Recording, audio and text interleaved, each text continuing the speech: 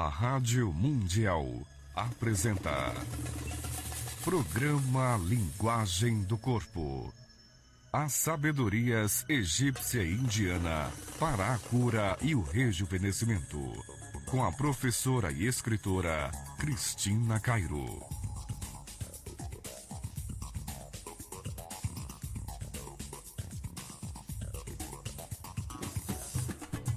Olá, gente, bom dia André, bom dia Luiz Cairo. Bom dia, Cris, bom dia, ouvinte. Bom dia, gente, que vocês tenham um lindo dia, viu?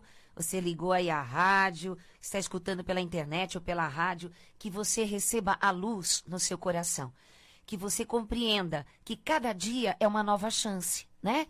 A gente nunca vai parar de tentar. Sempre que você erra ou alguém erra com você, você tem o dia seguinte. Olha que coisa linda! Você tem o dia seguinte. Isso é maravilhoso. Então levanta a cabeça. Não importa o que aconteceu.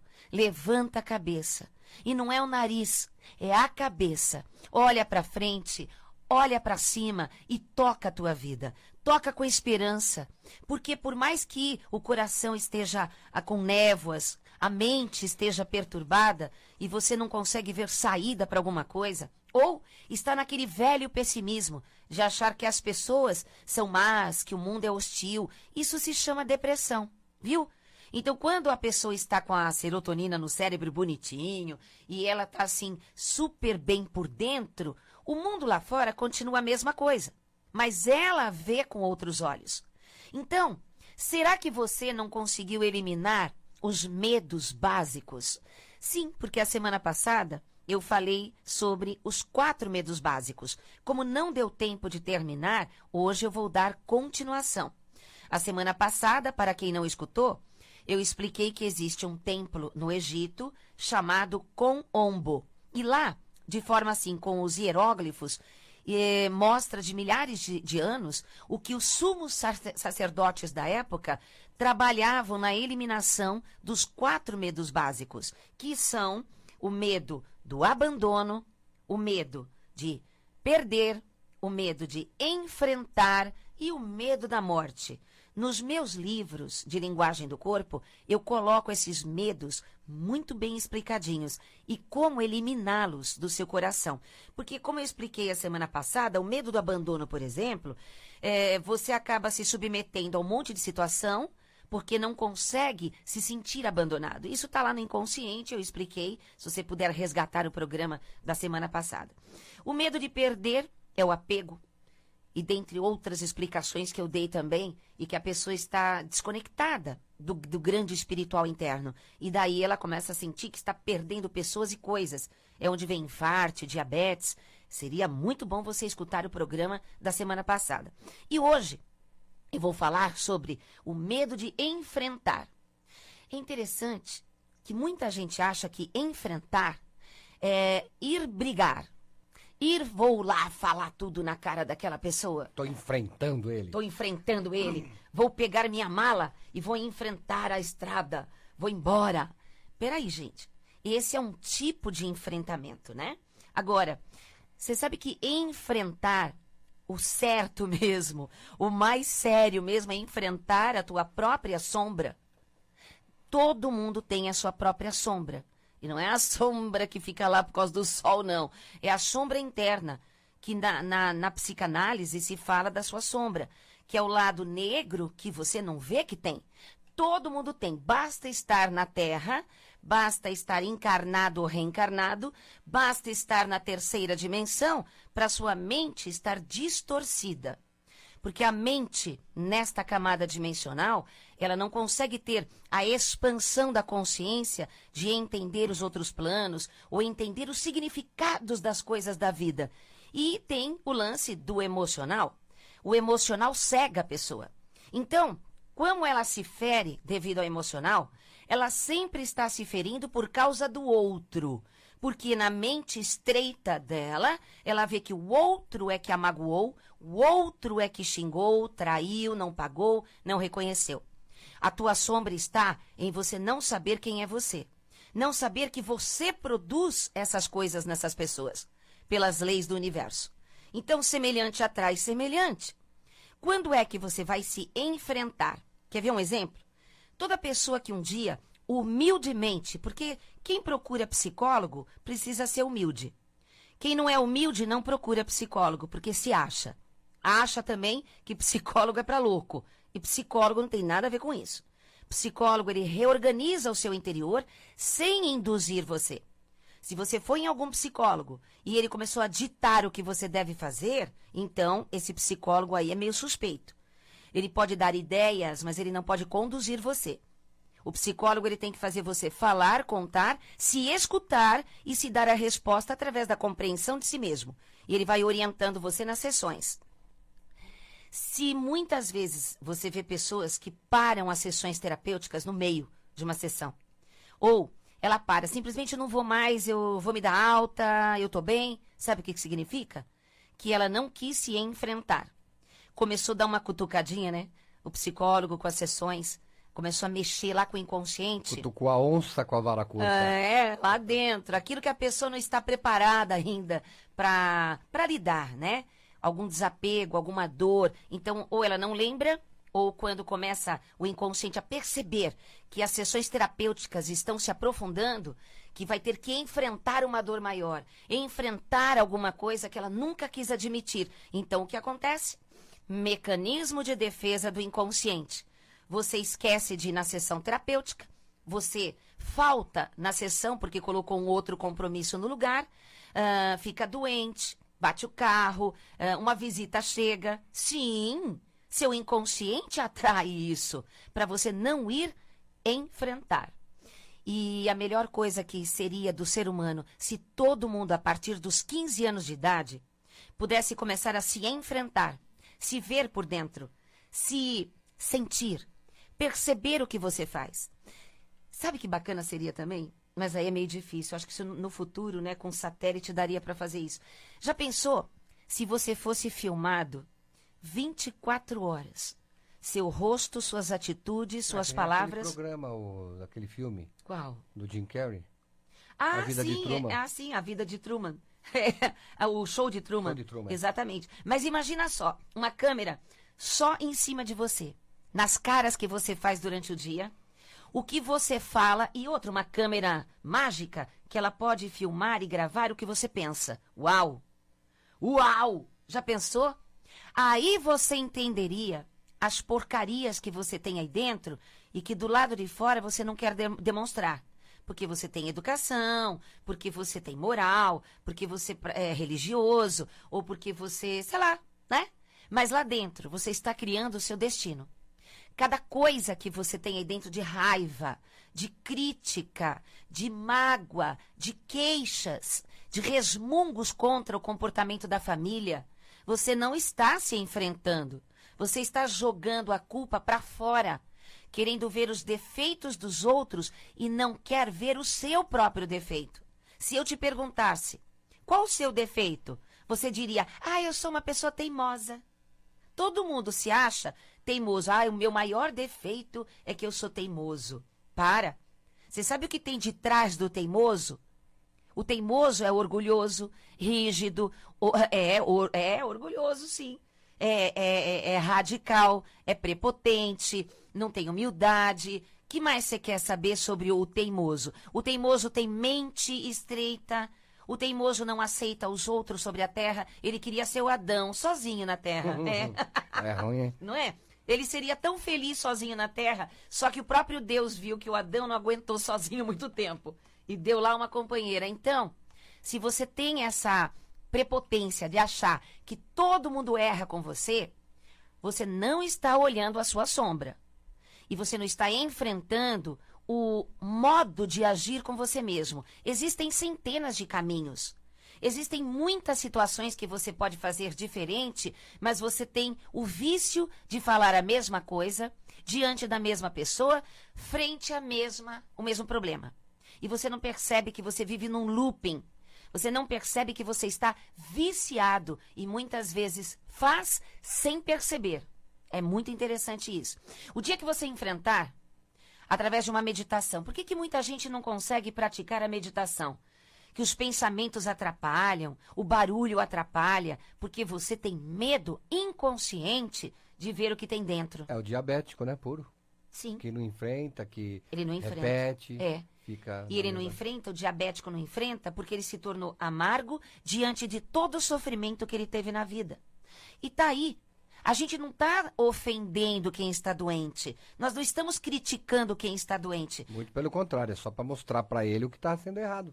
E para que ele seja feliz. Exatamente. Porque ele precisa ter esperança.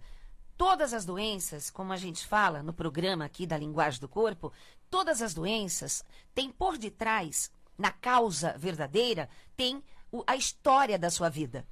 O esquema que você viveu emocionalmente, fisicamente, então você foi se destruindo. E toda doença, sem exceção, é um suicídio inconsciente. Quem pega uma arma e se mata, quem se enforca, quem se joga do viaduto, todo mundo fala que se suicidou. Mas ninguém fica falando para as pessoas que fumam, que bebem, que fica comendo carne vermelha doidado, ou que tem raiva toda hora, que briga no trânsito, que ela está se envenenando, que ela está se suicidando, porque ela não tem gratidão, não tem paz de espírito. E o pior é que ela, nessa hora, se estiver ouvindo a rádio, já passou reto, já desligou, porque ela não quer enfrentar. Eu vejo muita gente, muitos alunos meus, muitos amigos, que forçam a barra com seus parentes em casa para escutar o meu programa ou para ler os meus livros. Não façam isso. Você está gerando ódio no coração dessas pessoas. Porque parece que você é fanático, sabe? Quando as pessoas cismam com um comunicador ou quando cismam com alguém, ficam fanáticos, idolatrando e ficam irritando a família de tanto. Eu brinco, né? Eu falo que o pessoal tem overdose dos programas da rádio, overdose dos livros e tal. Faça para você. Escute o programa para você. Escuta baixinho o programa na casa. Não põe alto, não, para a família toda escutar.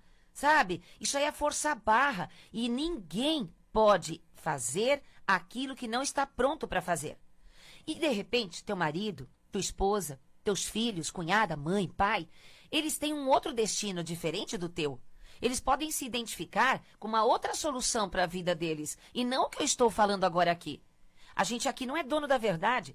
Nós temos as pessoas que nos seguem porque se identificam com este tipo de trabalho. Agora, tem um monte de outros tipos de trabalhos por aí que diferem do meu e que está salvando, ajudando muita gente. E as pessoas que estão lá e não estão aqui porque se identificam lá. Semelhante não atrai semelhante. E eu brinco muito, né? Que eu falo que todo mundo que faz curso comigo fica só com os dentão de fora. Porque todo mundo lá aprende a ser feliz, a dar risada. Aí as pessoas que conhecem o trabalho falam assim, ih, você fez curso com a Cristina Cairo, né? Porque a pessoa só dá risada de fratura exposta. A doença desaparece diante de gargalhadas gostosas, não irônicas. Gargalhadas, sabe por quê? Em frente.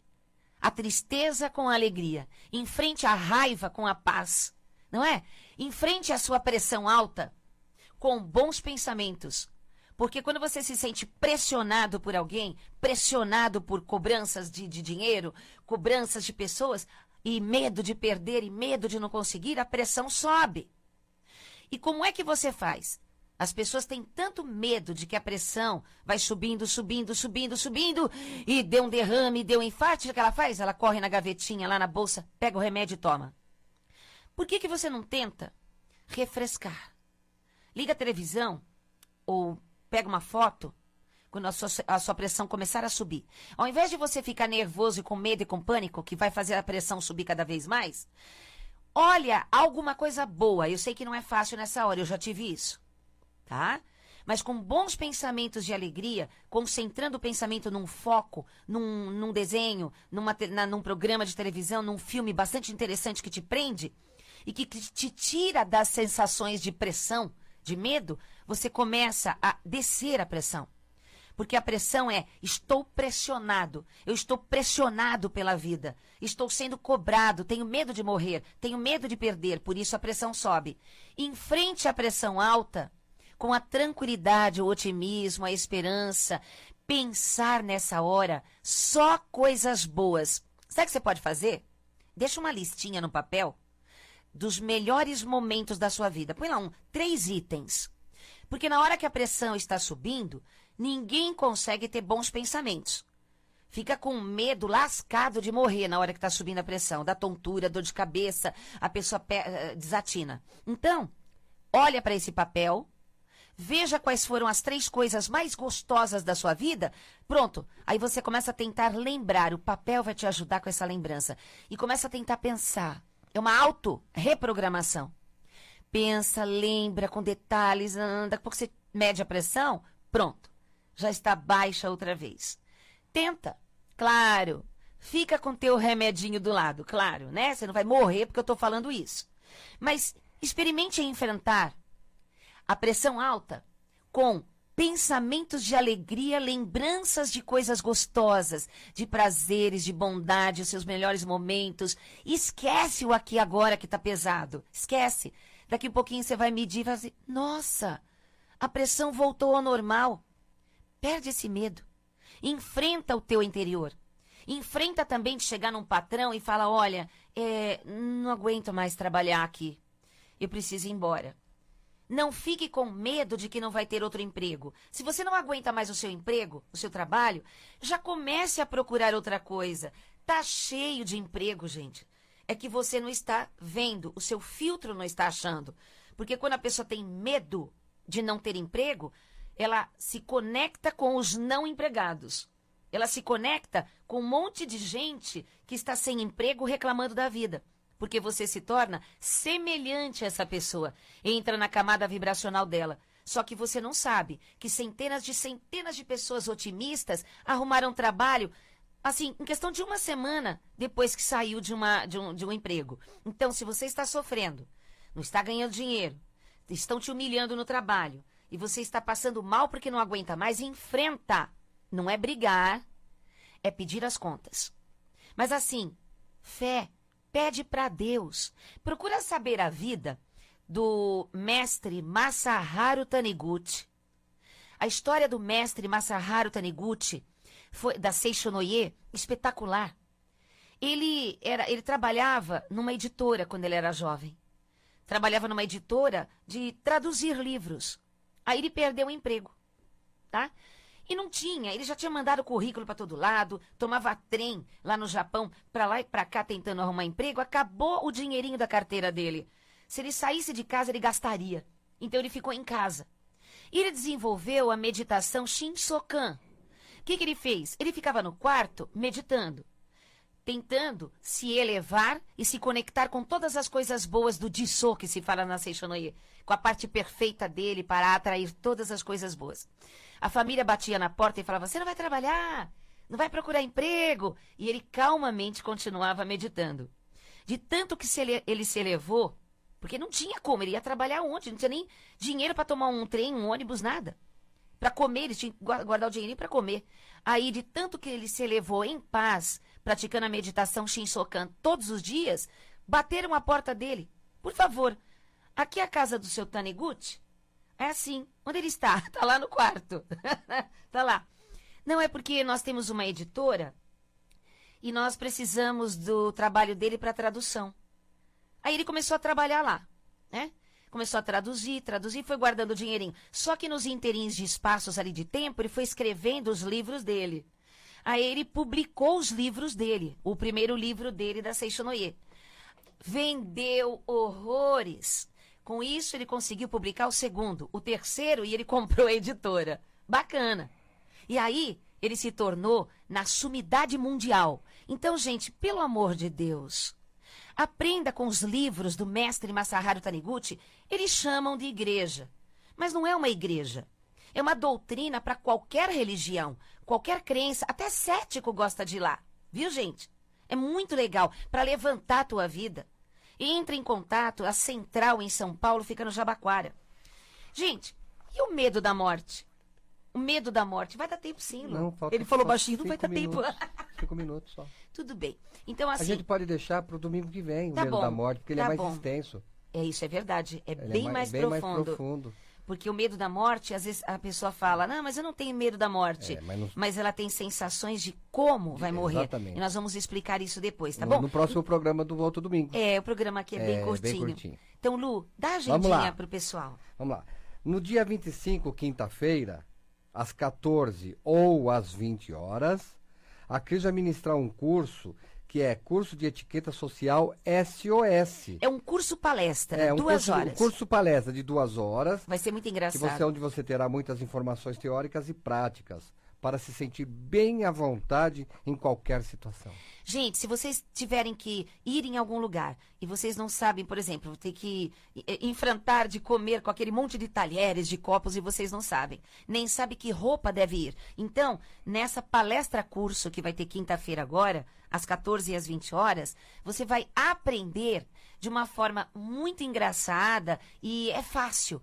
Você vai ter a base total e vai se sentir super à vontade para ir em qualquer lugar através da etiqueta SOS, tá? No dia 3 de setembro, sábado, a Cris estará em Jundiaí, dando um workshop de linguagem do corpo e leis São universais. Paulo, isso. Jundiaí, aqui em São Paulo, que será das 10 às 18. Ok. No dia 4, no domingo, um workshop em Sorocaba. Essas informações vocês podem ligar para o Instituto, que eles te passam todas as informações de Jundiaí e de Sorocaba. No dia 5, na segunda-feira, início do curso de astrologia com certificado, viu? Esse curso vai ser profissionalizante. Isso. Com duração de 4 meses e será ministrado pelo astrólogo Tadeu Gasques. Isso, a fera. No dia 6, terça-feira, início do curso de numerologia com linguagem do corpo. E quem vai ministrar esse curso vai ser a Cris. Isso. E esse curso vai ter duração de 2 meses. Esse curso de numerologia que eu vou dar para vocês tem certificado e tem linguagem do corpo, tem muita coisa que vai acontecer nesse curso e vocês vão poder já montar o mapa assim. Isso, eu ouvi essa pergunta. Eu vou poder montar meu mapa? Não, é claro, eu ensino a fazer o mapa.